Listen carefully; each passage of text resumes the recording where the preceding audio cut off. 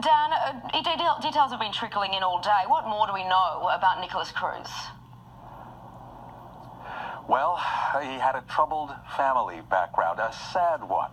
He and his brother were adopted in Florida by a family or a couple from New York. They moved from New York to Florida. I don't know the exact date. I think that Nicholas and his brother were little kids, and they were adopted. And both the dad and the mom died in recent years. The dad had a fatal heart attack, and the mom died of pneumonia this past November.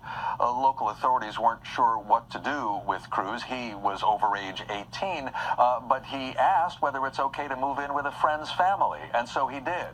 According to a teenage girl who says that she knows them, she says that that family that took in Nicholas and his brother, they knew that he owned an AR-15 semi-automatic rifle, sometimes called an assault weapon, which he had bought legally there in Broward County, Florida, and the family just insisted that he keep it locked up in their home.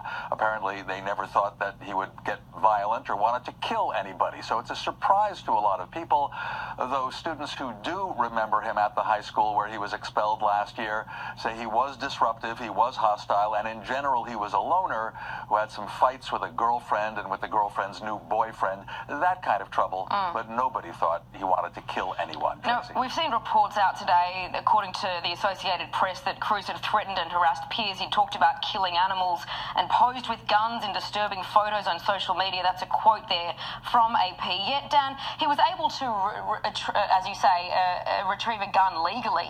What does Trump mean then when he talks about better protection for schools?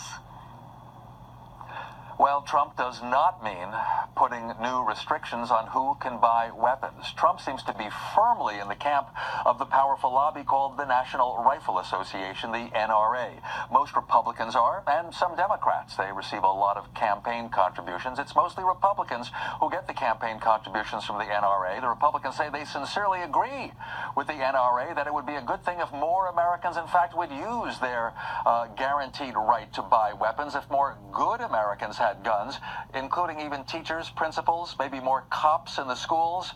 That would stop the shooting. So they don't talk about restricting who can buy weapons. Democrats, who are in the minority in Congress now, they do want new restrictions, at least on these semi-automatic weapons, some of which can be converted to fully automatic machine guns, used in the massacre in Las Vegas a few months ago that killed more than 50 people, now used in the school in Florida. So the debate is starting again in Congress, but it feels like nobody expects progress or legislation, Tracy. Very briefly, Dan, students, of course, are lashing out at the president. We've seen saying condolences aren't enough, referring to that tweet in the aftermath. How is he expected to be received in Florida tomorrow? Well, the town is in shock, and so I think that they will appreciate that the President of the United States is coming. He probably will bring his wife, Melania Trump, and they will, of course, try to console families, as well as meeting with first responders and giving them all the respect.